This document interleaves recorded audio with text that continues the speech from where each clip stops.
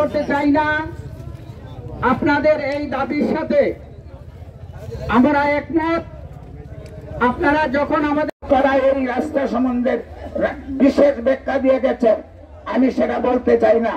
আপনারা লক্ষ্য করলেই পাবেন যে এই রাস্তার অবস্থা।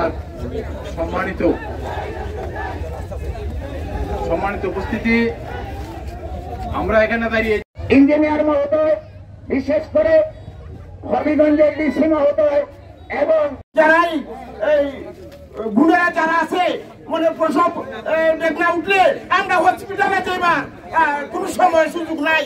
অনেক বিশেষ করে যারা তরুণ যুব সমাজ যারা আজকের এই অনুষ্ঠান আয়োজন করেছেন, 1 এবং 2 নং ইউনিয়ন সহ এই মার্কুলির যারা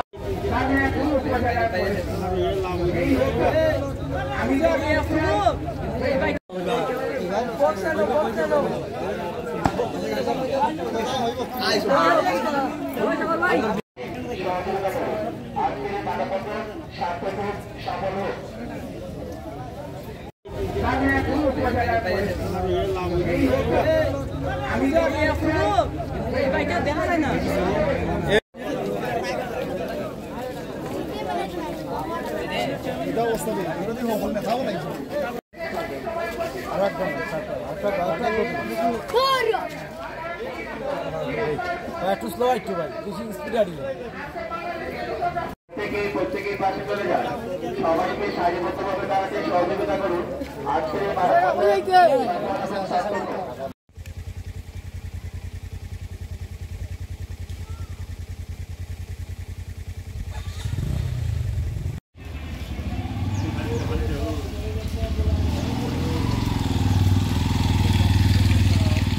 অবস্থায় আছে।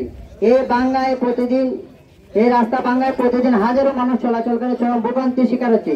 ছাত্র ছাত্রী, রোগী, কৃষক সবাই কষ্ট পাচ্ছে।